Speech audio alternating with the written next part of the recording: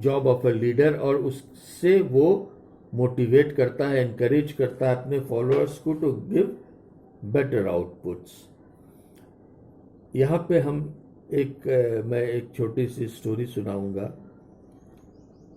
बहुत पुरानी स्टोरी है। कहा जाता है कि जब श्री राम श्रीलंका जा रहे थे रावण से लड़ने के लिए और समुद्र पार करना था, तो वानर सेना ने पत्थर डाल के समुद्र पे पुल बनाना शुरू किया।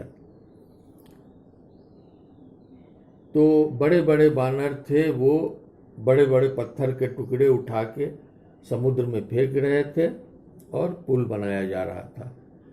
इतने में सभी ने देखा कि एक छोटी सी गिलहरी वो भी छोटे छोटे पत्थर उठा के समुद्र में फेंक रही है। तो सब हंसने लगे, बोले कि अरे इतने बड़े समुद्र में तुम्हारे ये छोटा छोटा पत्थर फेंकने से क्या होगा। तो गिलहरी को बहुत बुरा लगा, वो रोने लगी। तो श्री राम ने देखा उस गिलहरी को, पूछा क्या बात है। तो गिलहरी बोली कि मैं तो ऐसे पत्थर फेंक रही थी और लोगों ने मुझे ऐसा कहा, मैं दुखी हो गई, मैं रोने लगी। तो श्री राम ने कहा, सबको कहा कि ये मत देखो कि इसने कितना छोटा पत्थर फेंका है, ये देखो कि ये इसकी शक्ति कितनी है। ये इतनी छोटी सी गिलहरी जो 50 ग्राम का एक पत्थर फेंक सकती है, वो 100 ग्राम का पत्थर अगर फेंक रही है तो इट मीन्स कि वो अपनी कैपेसिटी से दुगना काम कर रही है। और तुम लोग जो बड़े बड़े वानर सेना हो, जो 100 किलो का पत्थर फेंक सकते हो, तुम अगर 50 किलो का पत्थर भी फेंक रहे हो, तुम्हें बड़ा लग रहा है, बट तुम अपनी कैपेसिटी पे काम नहीं कर रहे हो। सो दिस स्क्विरल और दिस गिलहरी is doing more than what you are doing. तो लीडर का एक ये काम है कि एक अपने फॉलोअर से उसकी कैपेसिटी से ज़्यादा काम निकलवा सके by inspiring him. This is the most important job of a leader. Second is try to get willing cooperation of employee. जैसा कि मैंने कहा कि खुशी से, मर्जी से, विलिंगनेस के साथ काम करना, ये लीडरशिप का जॉब है। क्रिएट कॉन्फिडेंस, अपने फॉलोअर्स में एक कॉन्फिडेंस क्रिएट करना कि ये काम कर सकते हैं और ये काम अच्छे के लिए कर रहे हैं, ये काम करके वो उनका अच्छा होगा, they will get rewarded. To improve productivity, तो लोगों को इंस्पायर करके, लोगों को मोटिवेट करके प्रोडक्टिविटी बढ़ा सकते हैं। टू इम्प्रूव जॉब सेटिस्फैक्शन, लोगों को जब जॉब सेटिस्फैक्शन होगा, they will give better output, तो ये काम करना है एक लीडर को। Improve team spirit, team spirit अगर बढ़ेगा, एक साथ मिल के काम करने का, लोगों में इच्छा जागरूक होगी, तो it will give a better output. So all these things,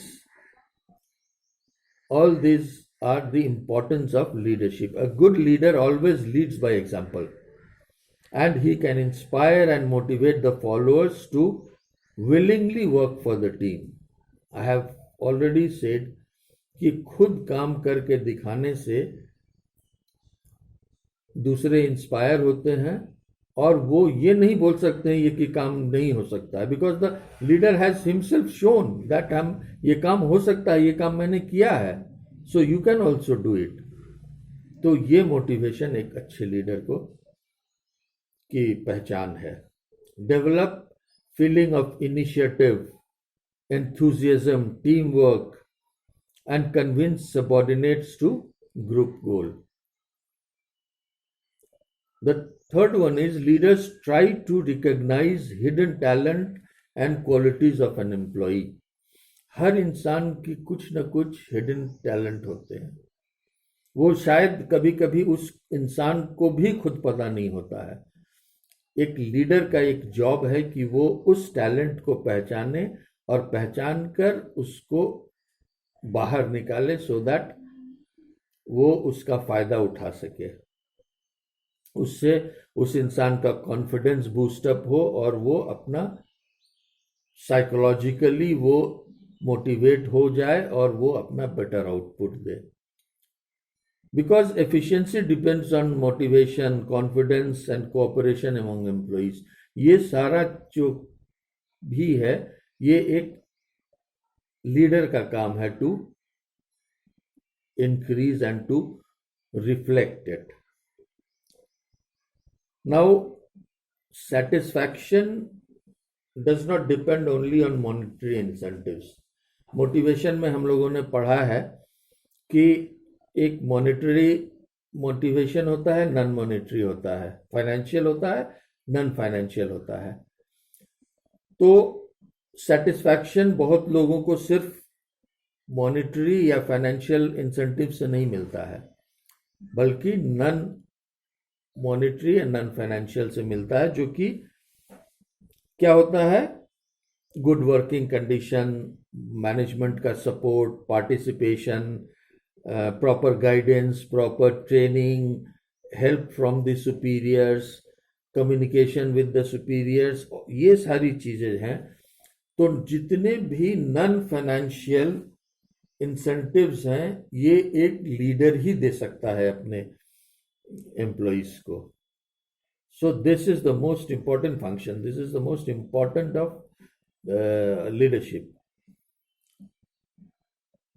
now the team spirit depends on mutual trust, friendliness, cooperation and liking of subordinates for each other. Team spirit तभी होगा जब आपस में अच्छा रिलेशन होगा, अच्छी बातचीत होगी, एक दूसरे को अच्छे से समझ सकेंगे।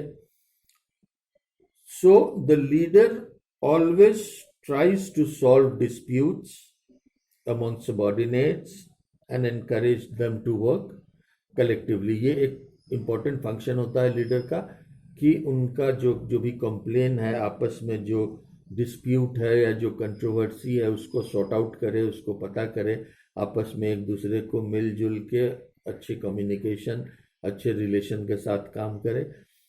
सो everything, the productivity of the group, the success of the organization, आप जो भी बोल लो, वो सारा कुछ इस लीडर या इस लीडरशिप से ही निकलता है, वो इस पे ही डिपेंड करता है। सो leadership is very very important for any organization or any group. It may be informal group, it may be a social group, it may be a players game team, it may be a sports team, कुछ भी हो, वहां पे एक अच्छा leader अगर है then you will get the best output. एक कहावत है जो कहते हैं कि भेड़ों का एक झुंड को अगर एक शेर जैसा लीडर मिलता है तो वो एक बहुत ही पॉजिटिव रिजल्ट देता है, बट शेरों के झुंड को अगर एक भेड़ लीडर मिल जाता है तो उनका कोई आउटपुट नहीं हो सकता है, कोई प्रोडक्टिविटी नहीं हो सकती है। तो you can understand the importance of a leader and good leadership, that one single person, an efficient leader, can lead a herd of sheep efficiently, but one sheep cannot lead a group of lions. So leader is the most important person in any team, any group, any organization, anywhere. Now we'll come to the style of leadership, and after that I'll discuss the theories of leadership. The style of leadership, basically there are three styles of leadership. One is autocratic or authoritative, second one is democratic, and the third one is laissez-faire or laissez-faire as it is called in French. You can understand autocratic or authoritative means here the leader has full control. उसने जो बोल दिया वो करना है. He has full control over the group and the group has to follow as the leader says. पहला हो गया authoritative, but what happens authoritative में क्या होता है कि benefit ये है कि quick decision is taken because the leader has just to order, और उसने जो बोला the workers will follow him and they will do the work. यहाँ पे अगर रूटीन और अनस्किल्ड वर्कर हैं they can work nicely as per order given by the leader. जब समय कम है और डिसीजन जल्दी लेना है तो वहाँ पे ये बेनिफिशियल है, but sometimes it is not positive. कभी कभी क्या होता है कि लीडर अकेला सोच रहा है तो कभी कभी वो गलत हो सकता है, but other peoples are not allowed to participate और गिव सजेशंस. एक सिंगल आदमी के डिसीजन पर डिपेंड कर रहा है तो it may sometimes go wrong, क्योंकि इसमें बाकी किसी का भी एक्सपीरियंस या एबिलिटी या नॉलेज को यूज नहीं किया जा रहा है. इसमें क्या होता है कि normally the workers get demotivated और टर्नओवर बढ़ जाता है. Turnover means people start leaving the organization. Second one is democratic. Democratic we all know democracy क्या है. India is a democratic country. यहाँ पे हर एक आदमी को बोलने का, कुछ करने का अधिकार है. Everyone can do it. तो यहाँ पे जो है workers they are allowed to participate, they are allowed to give suggestions.